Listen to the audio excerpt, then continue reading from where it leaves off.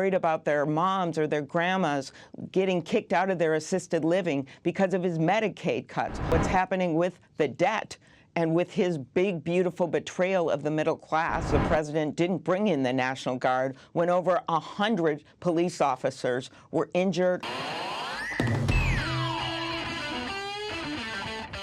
I want to end the day by hopping into another Face the Nation interview, this time with liberal Senator Amy Klobuchar, speaking about the, well, fascist Trump administration. I know, shocking, surprise, surprise. So if you can, first leave us a like on the video. It helps us out a ton, gives us a big boost in the algorithm, really helps our videos get out there. And let's otherwise get straight into what they're talking about. Governor Newsom has made clear that he wants local law enforcement protecting the citizens, and he has asked the president not to inflame the situation.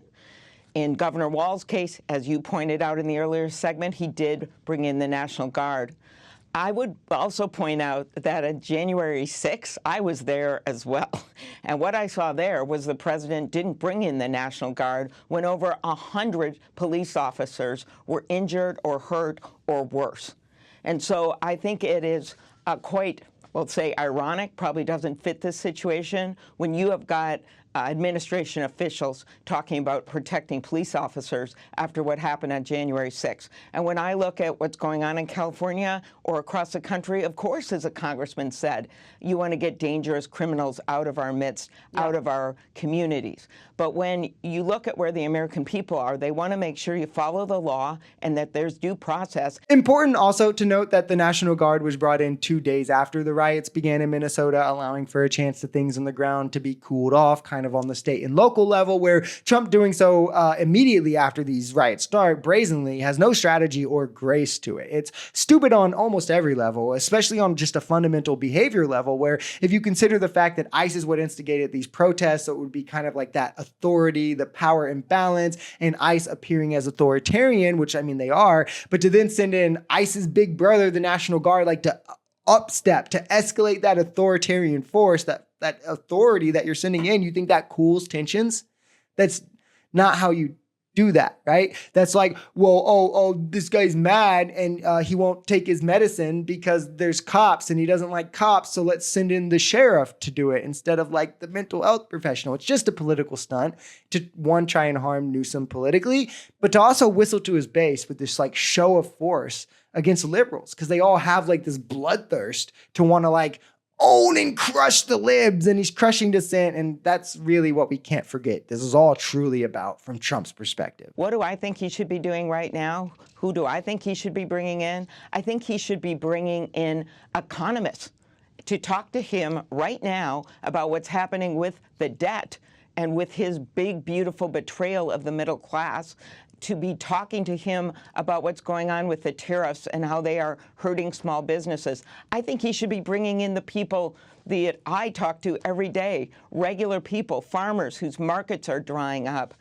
people who are worried about their moms or their grandmas getting kicked out of their assisted living because of his Medicaid cuts. When Josh Hawley calls this morally bereft, that it's immoral to make these Medicaid cuts, and when Elon Musk comes in and says that this is a disgusting abomination, this bill, and when it is now triggering, get this, Medicare cuts, something that hasn't been discussed yet, because it adds so much to the deficit that rural hospitals are going to get cut. And I completely agree, yet instead Trump just time and time again says that all these professionals are woke and fake news, even as time and time again the professionals get proven right, yet MAGA time and time again are like, well, this is the time that Trump is right, and this is the time that everyone's woke now. But this also just works as a distraction for him, as Trump has largely done everything since he's been in office, except for what he was actually elected for, which is like to lower prices and bring back jobs. So far under Trump, we saw a negative quarter of economic growth, 0.3% negative, and unemployment go up, right? We saw prices rise in multiple sectors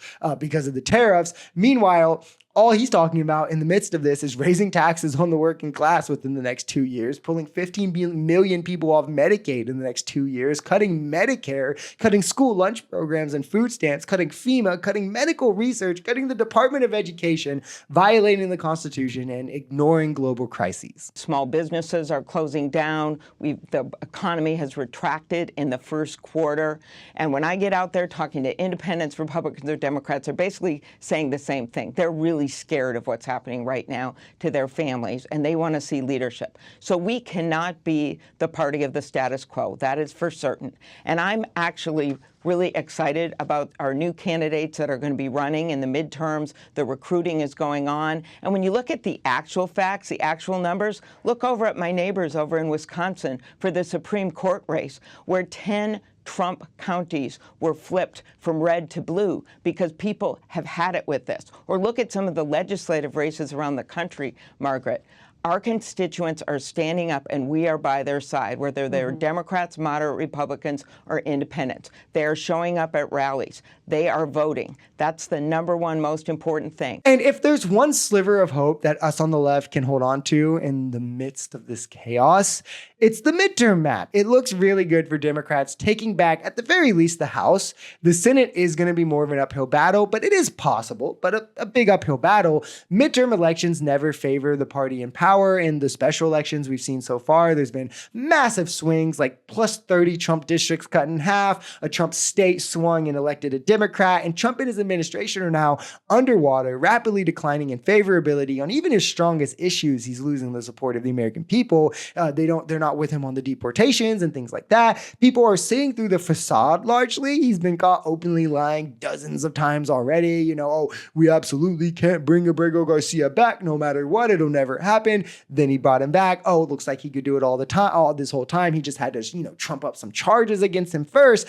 And people are seeing through this, right? So he's fallen short of even attempting campaign promises. He's shown as an uncredible source. The economy is getting worse. I mean, the old delusional geezer is just shitting the bed in every aspect. It's almost impressively bad.